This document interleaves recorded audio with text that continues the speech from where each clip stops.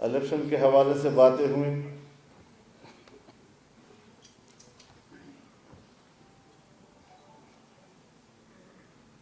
2018 کے الیکشن کے بعد ہمارا یہ خیال تھا کہ 2024 کا الیکشن منصفانہ اور شفاف ہوگا.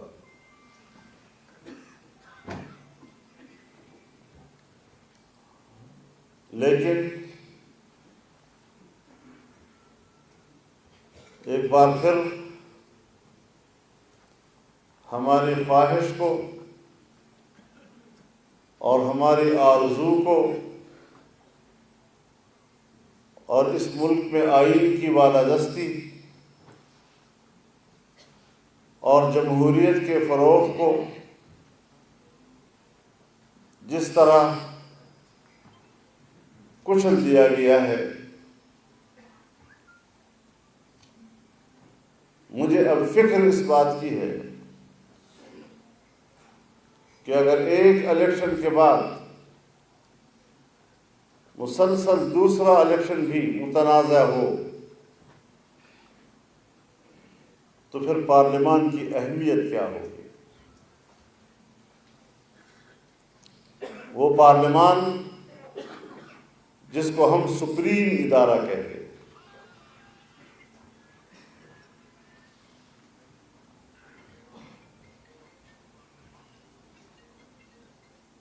جس میں عوام کے براہ راست نمائندے بیٹھتے ہیں،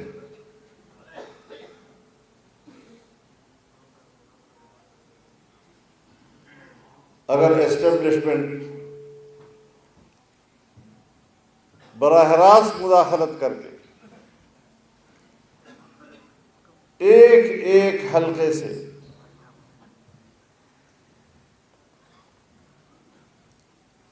اپنی مرضی سے نمائندوں کو چنے گی تو پھر ظاہر ہے کہ وہ عوام کا نمائندہ نہیں ہوگا.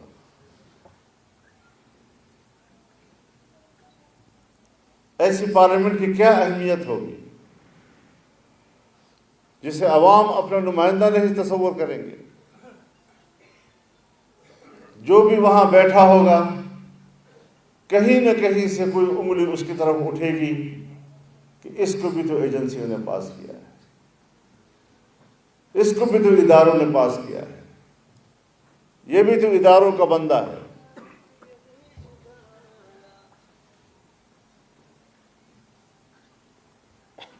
ابھی بات ہوئی کہ جس کو مخالف دیکھا اس کے خلاف کرپشن کے کیس کر دیے. میں دعوے سے کہتا ہوں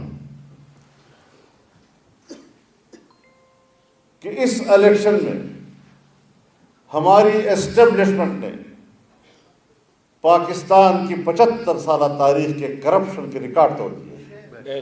شرم آنی چاہیے.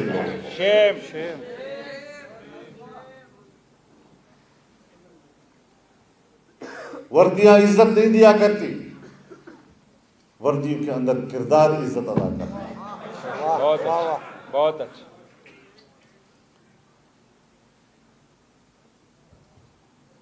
کم از کم جمعیت علماء اسلام اس کردار سے اپنی لا تعلقی کا اعلان کرتا ہے. بے شک.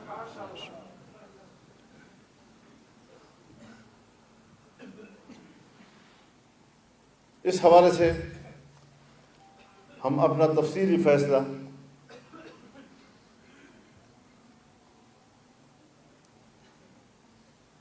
مرکزی مجلس عاملہ میں دے چکے ہیں اور اس کو عوام تک پہنچا بھی دیا ہے. ہم جمہوریت کے علم بردار ہیں.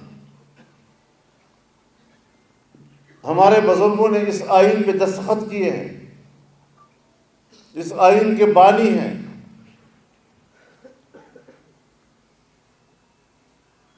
اس لیے اس آئین کے تحفظ کو ہم اپنی ذمہ داری تصور کرتے ہیں. لیکن آئین کی کوئی حیثیت نہیں. آئین کاغذ کے چند ورقوں کے مجموعے کا نام ہے جس کی کوئی حیثیت نہیں ہوا.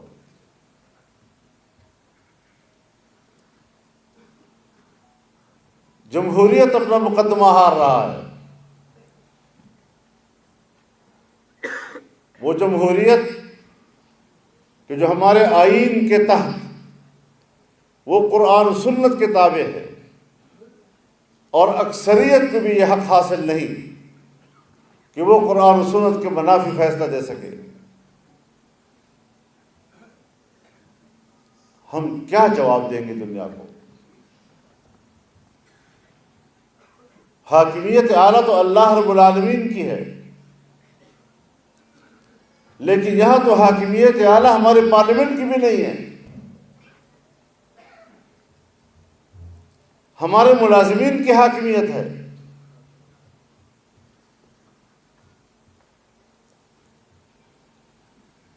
تو پھر کس طرح ہم اس نظام کے ساتھ چلیں گے؟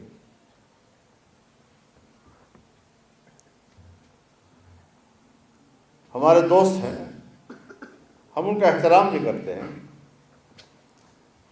پاکستان مسلم لیگ نون، پاکستان پیپلز پارٹی، ہم نے مل کر تحریک چلائی ہے. اگرچہ جمعیت علماء کے کارکن سڑکوں پہ ہوتے تھے اور ان پارٹیوں کے قائدین صرف کنٹینر پہ ہوتے تھے، تب بھی ہمیں قبول تھے. تب بھی ہمیں قبول تھے.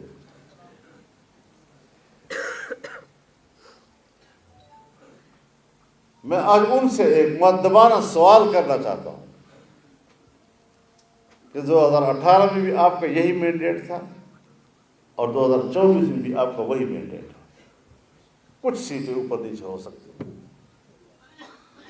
لیکن اسی مینڈیٹ کے ساتھ آپ نے اس وقت کہا تھا دھاندلی ہوئی ہے اور آج کہتے ہیں الیکشن ٹھیک ہوا.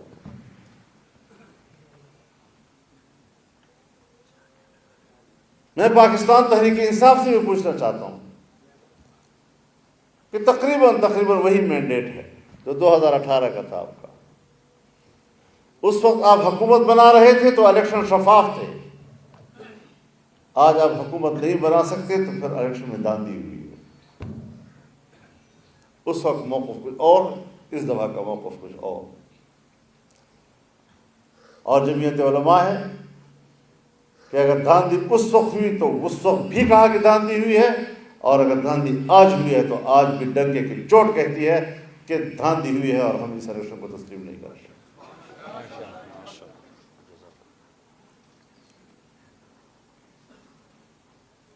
آگے چلنا ہے ہم نے. یہ ملک کسی کی جاگیر نہیں ہے. ہاں، جب پارلیمنٹ اہمیت کھو بیٹھی اور بظاہر ایک بنی بنائی پارلیمنٹ جو عوام کی منتخب نظر نہ آئے، اس پر تحفظات ہوں، تو پھر سوچنا تو جائز ہے نا ہمارے لیے کہ پھر ہم آئندہ کے لیے اس پارلیمنٹ کی سیاست کا حصہ بنے یا نہ بنے. پھر ہم پارلیمانی سیاست کریں یا نہ کریں. پارلیمنٹ میں جو میری قوت ہے، جو میرا اسٹرینتھ ہے، وہ کسی اور کے رحم و کرم پر ہے.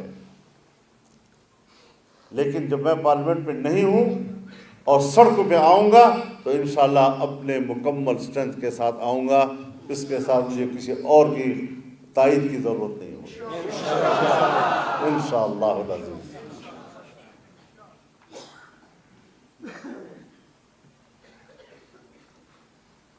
ہمیں اللہ کا سہارا لے کے چلنا ہے.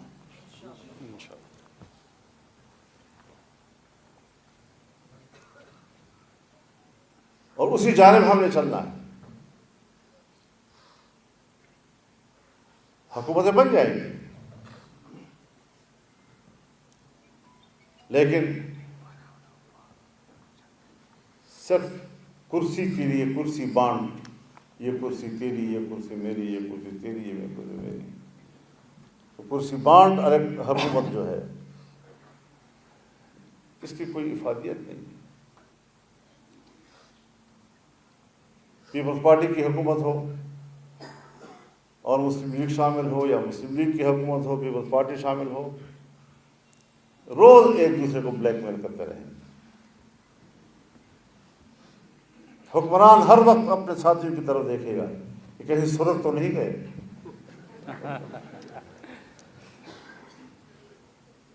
آئے روز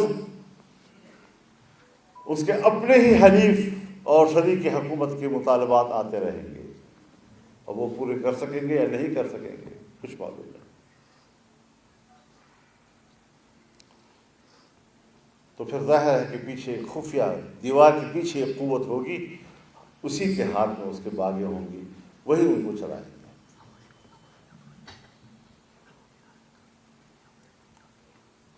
تو اس حوالے سے ہم پھونک پھونک کے آگے جا رہے ہیں.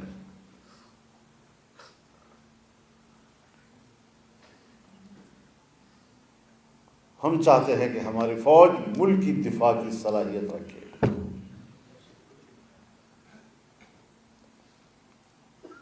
بیرونی دشمن تو دور کی بات, ہم تو 20 سال سے ملک کے اندر کی دہشت گردی کے خلاف ان کی جنگ کو دیکھ رہے ہیں. دہشت گردی بڑھ رہی ہے اور ان کی جنگ ختم نہیں.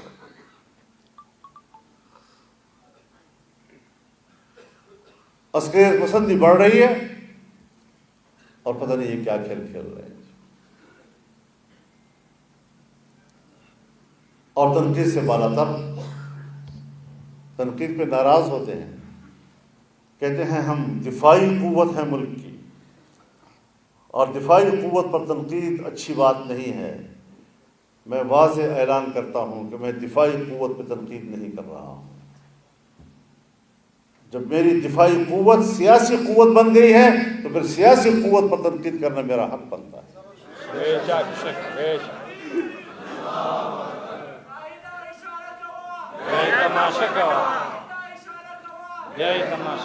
وہ دفاعی قوت رہیں گے سر کا تاج, آنکھوں کے پلکیں. آنکھوں کے پلکیں کبھی آنکھوں پہ بوجھ نہیں ہوا کرتی, لیکن اگر پلکوں کا ایک بال بھی اپنے حدود سے آنکھ کے اندر گرتا ہے, پلکیں باہر سے دفاع کرتی ہے, باہر کا کوئی چیز مصیبت جو ہے آنکھ کی طرف نہ آئے. لیکن اگر پلکوں کا ایک بال آنکھ کے اندر خود چلا جائے تو پھر وہ گلہ کرتی ہے, آنسو بہاتی ہے. اگر آنسو بہا کے بھی وہ نہ نکلے تو پھر اس کو نکالنا پڑتا ہے. بے شک بے شک.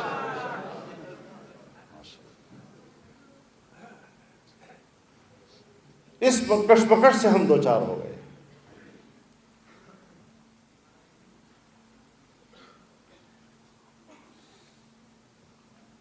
یا کسی پارٹی کا ہم کوئی کمپین دیکھ ہی نہیں رہے, اور اگر ہمارے خلاف کوئی کمپین چلا رہا ہے تو ان کی سیکورٹی فورسز ان کے ساتھ ہیں پورے پروٹوکول کے ساتھ, اور ہم ہیں جلسے میں مت جاؤ تمہارے پیچھے خودکش لگے ہوئے ہیں, جلسے میں مت جاؤ تمہارے پیچھے خودکش لگے ہوئے ہیں, جلسے میں مت جاؤ تمہارے پیچھے خودکش لگے ہوئے ہیں, تاکہ ہم عوام سے رابطہ نہ کر سکیں. اور آپ جانتے ہیں کہ الیکشن سے پہلے میں چیختا رہا ہوں کہ ہم الیکشن کی مہم نہیں چلا سکتے, ہم اپنے حلقے کے عوام سے ملنے کے قابل نہیں ہیں وہاں کی صورتحال.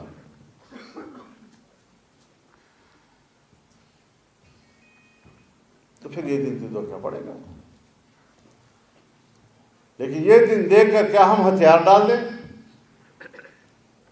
اور پارلیمنٹ اتنی بڑی مجبوری ہماری بن جائے کہ اس کی ممبرشپ کے لیے ہم بوٹ چاٹتے رہیں. ماشاءاللہ. للکار ہے قائد جمعیت تیری بصیرت کو. میرے کانوں کو نقصان پہنچو.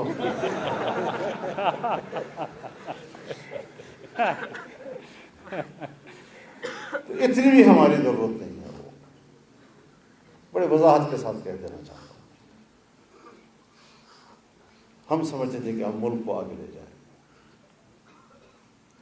ہم ملک کے لیے بہت اچھا سوچ رہے تھے اور ملک کے لیے اب بھی اچھا سوچیں گے، انشاءاللہ۔ لیکن ملک کی بہتری کے لیے سوچ کے سامنے رکاوٹیں کیوں کھڑی کی گئی ہیں؟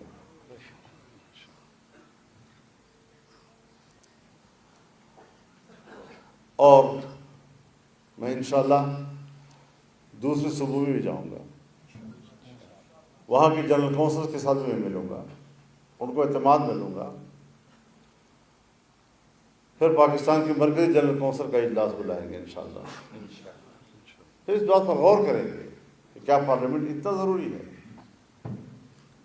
کہ ہم رسوا ہو کر بھی اس میں بیٹھیں، ہم رشوتیں دے کر بھی اس میں بیٹھیں، ہم دھاندلیوں کے ذریعے جیت کر بھی اس میں بیٹھیں؟ اتنی ضروری ہے وہ؟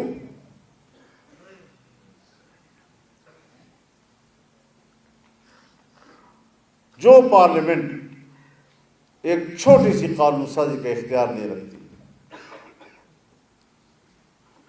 قانون بھی بھیج کر کہا جاتا ہے یہ قانون پاس کرنا ہے، اور پھر ہم وہ قانون پاس کرتے ہیں، تو پھر وہی ملک کو چلائیں۔ لیکن ساتھ ساتھ میں یہ بھی واضح کر دینا چاہتا ہوں کہ یہ ملک ہمارا ہے، اس ملک کا نظام، اس کو چلانا، اس کی حفاظت کرنا، اس کو نظریاتی حوالے سے قرآن و سنت کے ہم آہنگ بنانا، یہ ہماری ذمہ داری ہے۔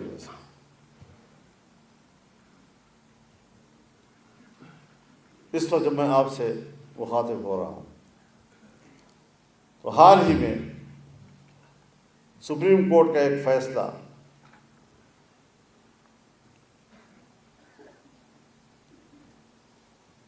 جو 1919 میں ایک جرم اور پھر اس کے بعد اس کے خلاف ایک FIR درج ہونے کے بعد آج سنایا ہے انہوں نے۔ مسئلہ یہ نہیں ہے کہ جرم 1919 میں ہوا اور قانون 2021 میں بنا یا 22 میں بنا تو پھر اس وقت یہ قانون نہیں تھا۔ مسئلہ یہ نہیں ہے جس طرح پروپیگیٹ کیا جا رہا ہے، میڈیا کے ذریعے پروپیگیٹ کیا جا رہا ہے۔ اس کے جو مندرجات ہیں ان کو ذرا پڑھیں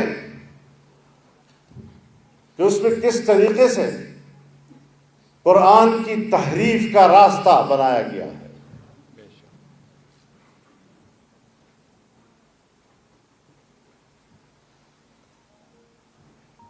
اور قرآن سے جو حوالے دیے گئے ہیں، تمام علماء کرام بیٹھے ہوئے ہیں، میں سب کو چیلنج کرتا ہوں، پڑھو ذرا اس قرآن کی آیت کو، تفاسیر کی روشنی میں پڑھو، احادیث کی روشنی میں پڑھو، کیا اس کی تطبیق یہ ہے جو ہمارے جج صاحب نے کی ہے؟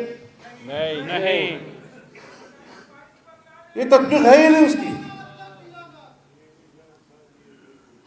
اور بار بار یہ کہنا کہ قرآن نے یہ کہا، قرآن نے یہ کہا، قرآن نے یہ کہا،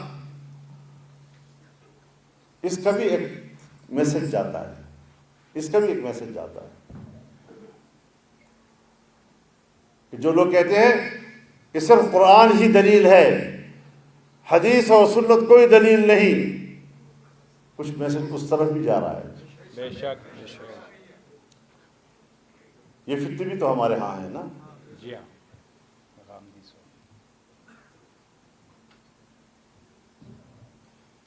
اور اس پر ہم نے اپنے وکلاء سے بات کی، دانشور حضرات بیٹھے ہیں، ہم انشاءاللہ ریویو میں جائیں گے اور جمعیت علماء اسلام فریق بن کر جائے گی انشاءاللہ۔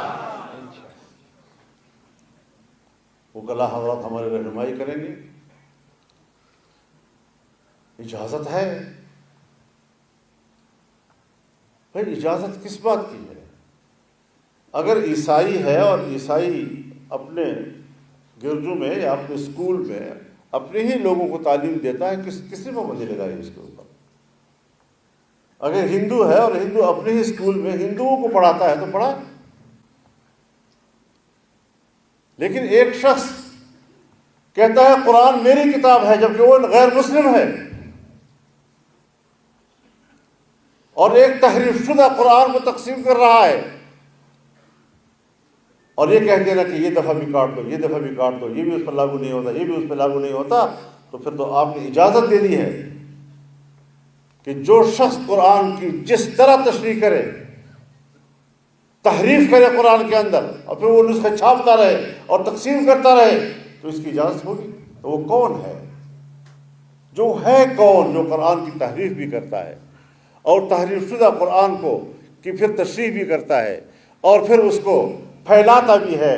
وہ ہے کون ہمارے اندر؟ وہ ہمارے اندر سوائے قادیانی کے اور کوئی نہیں. بے شک بے شک. یہ قرآن کی توہین نہیں ہے؟ قرآن میں تحریف قرآن کی توہین نہیں ہے؟ لا اکراہ فی الدین کا یہ مطلب ہے کہ قرآن میں تحریف کرو تو لا اکراہ. انا للہ و انا الیہ راجعون. تو میرے محترم دوستو، ہمارے ملک میں جو کچھ ہو رہا ہے اس کا بظاہر ہمیں کوئی حل اب نظر نہیں آ رہا ہے. قوم نے خود اٹھنا ہے. غیر ممکن ہے کہ حالات کی گتھی سلجھے، غیر ممکن ہے کہ حالات کی گتھی سلجھے. اہل دانش نے بہت سوچ کے الجھائی ہے، واہ بے شک. اور اس کی علامات بھی نہیں ہیں.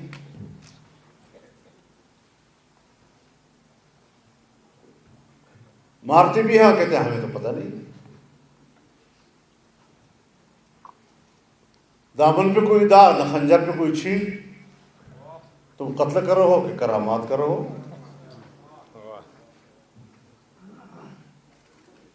یہ وہ حالات ہیں جو ہمارے ملک کے اندر پیدا کر دیے گئے ہیں. لیکن سب کچھ سمجھ آتا ہے. 42 سال اس دشت میں نے گزارے ہیں.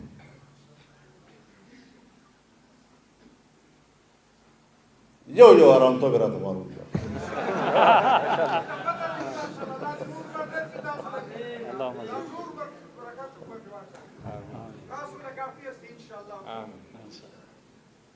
تو ہم نے اپنے اکابر کی تاریخ کو بھی پڑھا ہے،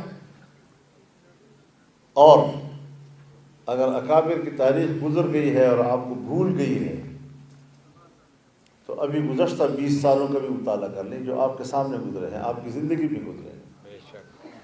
گوانٹانامو بے کی تاریخ، شبرغان جیل کی تاریخ، بڑگرام کے عقوبت خانوں کی تاریخ، یہاں بھی تو استقامت دکھائی گئی ہے. اور آپ وفاتے ہیں یا نہیں؟